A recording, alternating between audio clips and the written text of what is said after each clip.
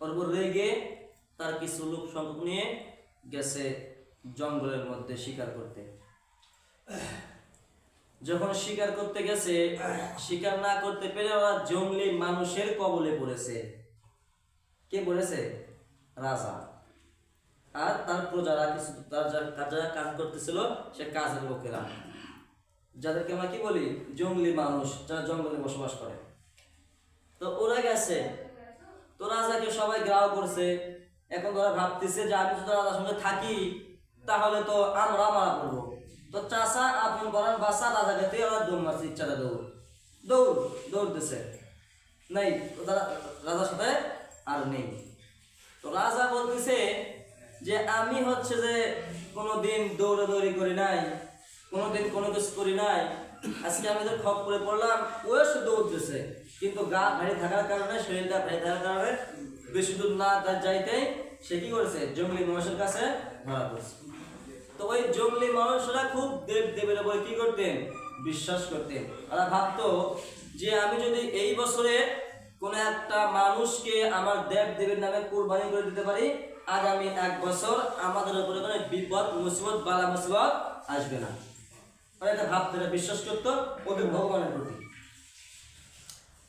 তো রাজা বলতেছে হায় হায় কি মহা মুশকিলে পড়ে গেলাম, মুসিবতে পড়ে গেলাম।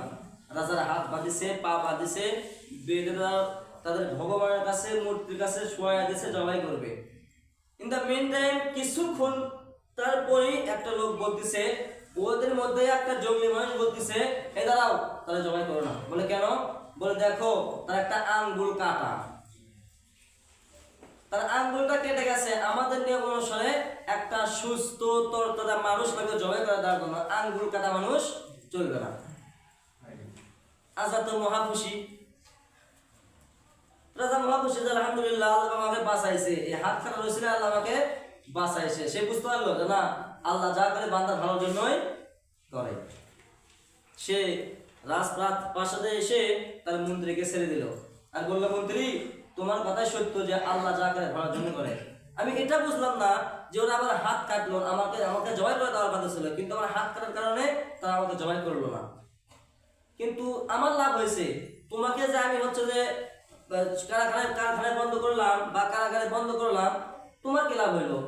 বলতেছে রাজা মশাই, আপনি এটা বুঝলেন না যে আপনার হাত কেটে গেছে, আপনি অসুস্থ মানুষ, যে আপনাকে জঙ্গলি মানুষরা ধরছে, আমি কি সেখানে আপনি অবশ্যই আমাকে কারাগারে না বন্ধ করলে আপনাকে আমার সঙ্গে নিয়ে যাইতেন? হ্যাঁ নিয়ে যাইতাম, তো আমি তো সুস্থ মানুষ ছিলাম।